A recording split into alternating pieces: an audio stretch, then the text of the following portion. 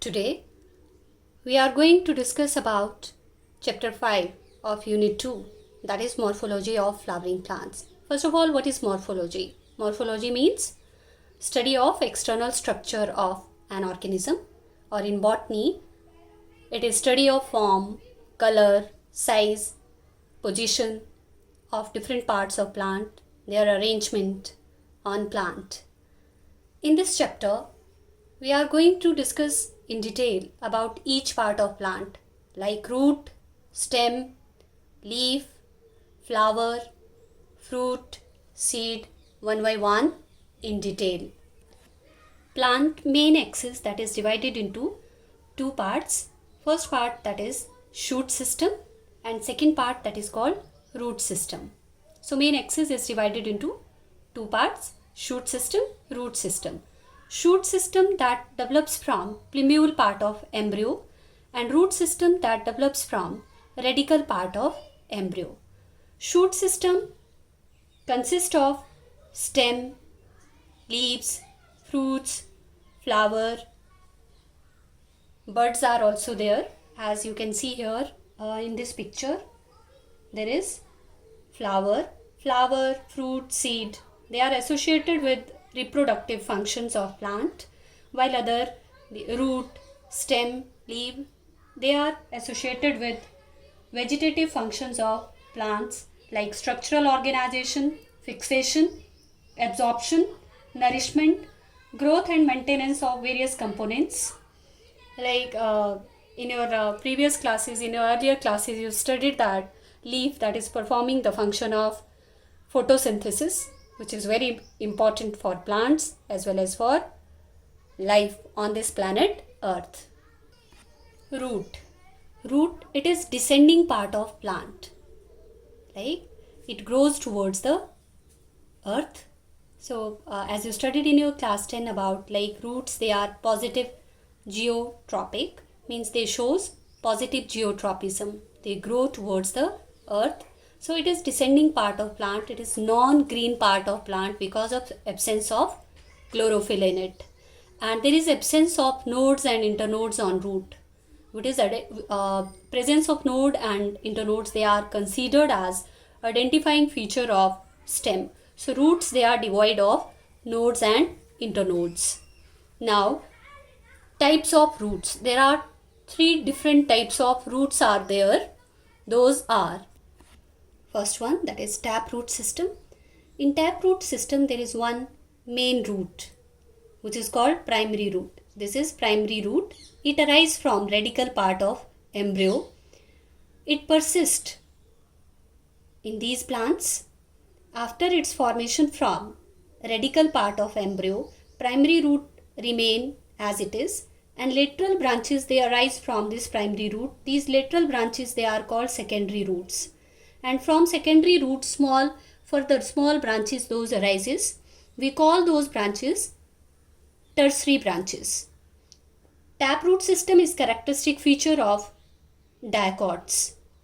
So, in case of taproot, primary root that arise from radical and remain there, and there is generation of secondary and tertiary root from the primary root. Second type of root is fibrous root. Fibrous roots are those roots in which primary root that not persist, that is replaced by bunch of thread-like roots. These are fibrous roots. So in case of fibrous roots, primary root soon replaced by slender thread-like structures, which are called fibrous root, which arise from base of the stem. And fibrous root, that is characteristic feature of monocot. Third type of root is adventitious roots. These are the roots which arise from other parts of the plant other than radical. Means in case of taproot, from where the primary root that develops from radical part of embryo. But if some roots, they develop from other parts of the plant, like here you can see that the roots, they arise from stem part of the plant. These roots are called adventitious roots. Parts of root or regions of a root.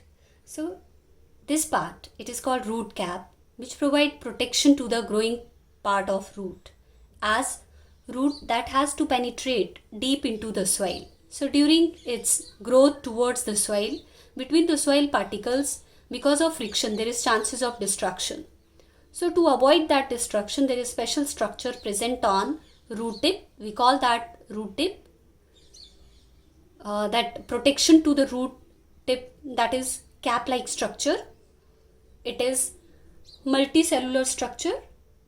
It acts as a cover on it and provide protection to it. Cells of this root cap, they secrete mucilage, and mucilage that lubricates the passage of root through the soil. Without it, tender root would be unable to penetrate the hard soil. So cells of root cap also possess starch grains, and starch grains believed to take part in graviperception, that is growth towards the gravity.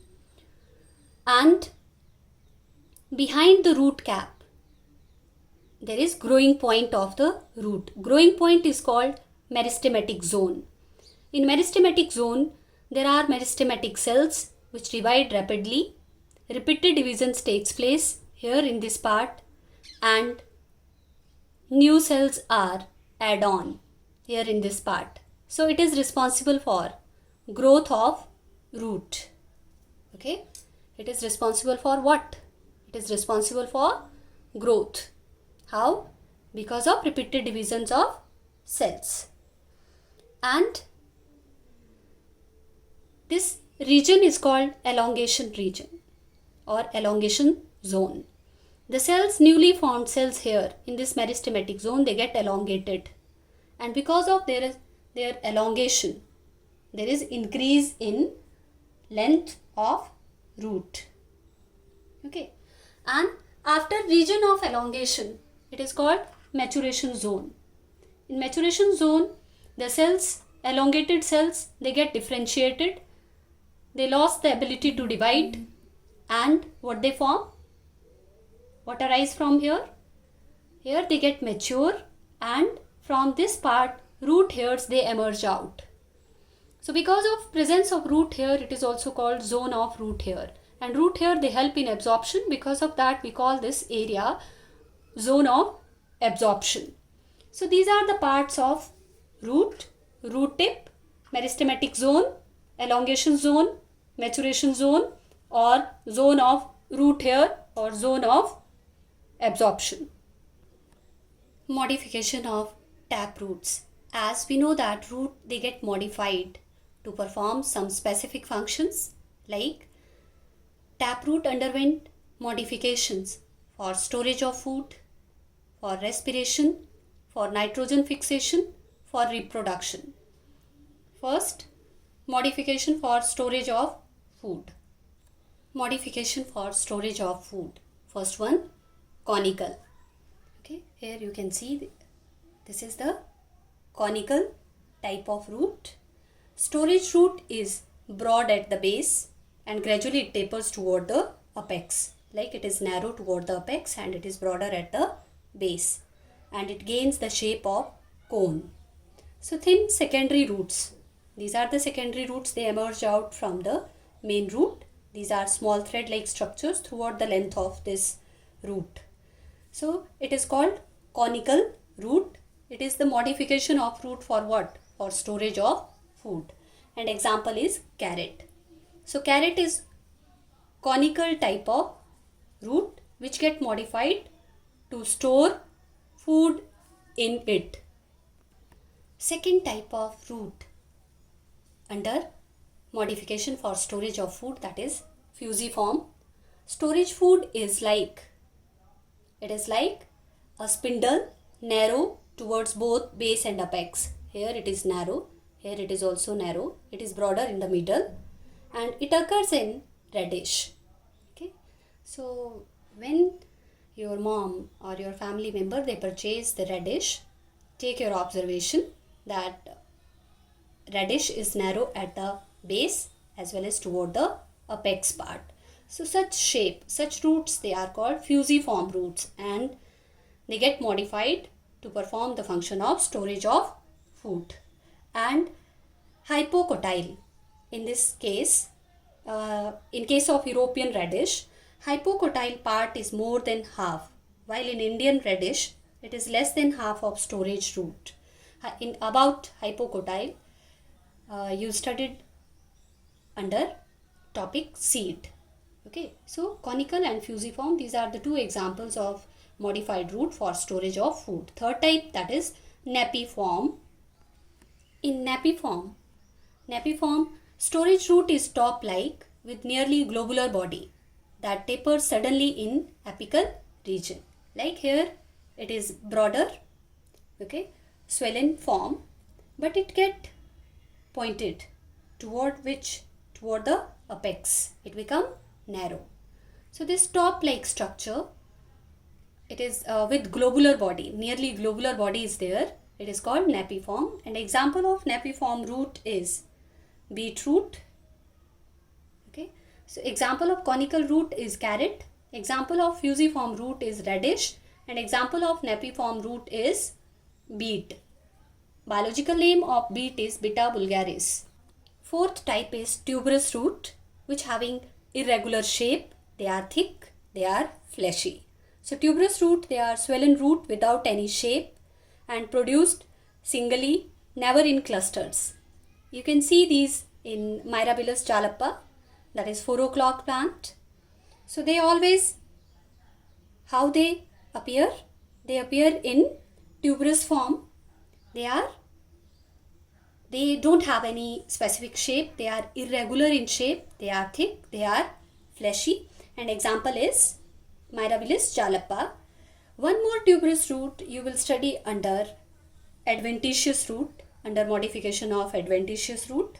In that tuberous root, they produced singly, never in clusters, while here there is chances, sometimes there is chances that they appear in more number in case of Mirabilis jalapa. So Mirabilis jalapa, that is modification of taproot, and it is called tuberous root because of its irregular shape. And what function it is performing? It is performing the function of storage of food. So this is all about modification of taproot for storage of food. Second modification of taproot, that is respiratory roots or nematophores. Nematophores, they are upright, aerial and negatively geotropic roots. Here you can see that roots, they are growing towards the light. They are showing positive phototropism. Otherwise, the normal roots, they grow towards the gravity. They shows positive geotropism. But here the roots, they are negatively geotropic. Where these roots occur? These roots occur in mangrove plants. For example, Avicennia. Okay. In Avicennia, which type of roots are there? Nematophores. Or another name of nematophore is respiratory roots. In case of mangrove plants, they grow in swampy areas where a normal root is unable to breathe, to obtain oxygen for its respiration. So mangrove plants therefore send out. Okay, here you can see that the roots, they are emerging towards the upper direction. And these are called nematophores. They take part in exchange of gases. From where these nematophores they develop? They develop from horizontal roots. Here you can see it is the horizontal root. From this root there is growth of nematophores.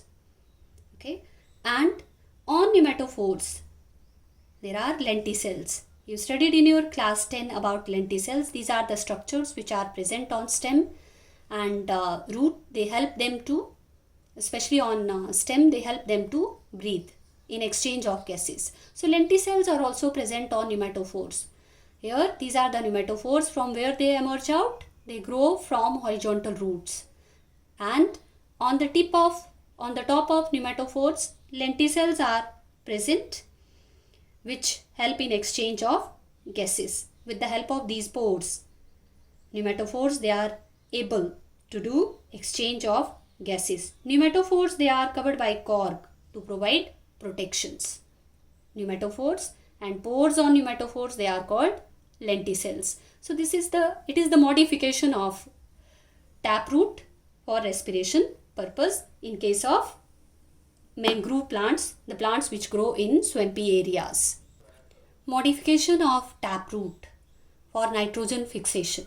As we know that nitrogen is very important for growth of plant. So for conversion of nitrogen into absorbable form by the plant, there are special type of roots. The taproot, they get modified, they become nodulated roots. Nodulated roots are present in leguminous plants, for example gram seed, glycine max, that is soya bean, pea, Pisum sativum is the name of pea, scientific name, and on these roots there is presence of nodules. These are the nodules, red color bead like structures, they are nodules, and these nodules contain large number of nitrogen fixing bacteria which is called rhizobium. Okay, so on nodulated roots special nodules are there, and inside the nodules which bacteria is present? Rhizobium. You studied in your class 8 about nitrogen fixing bacteria, that is rhizobium, and this rhizobium play important role in nitrogen fixation. You will study in your next unit about nitrogen fixation in detail, that how the rhizobium that form root nodule inside the cortex part. So rhizobium here which stay inside nodules that play role in nitrogen fixation, and nitrogen get converted and plant get that nitrogen, use that nitrogen for its growth and other functions. Mutualism and symbiosis is there between legumes and bacteria. So what kind of relationship is there between the root and bacteria? That is symbiotic relationship. Symbiotic relationship is that relationship in which both members they get benefit. Like root they are getting nitrogen and bacteria that is getting nutrition. Okay, so one more modification of taproot to perform specific function, and that specific function is nitrogen fixation, change of nitrogen into absorbable form.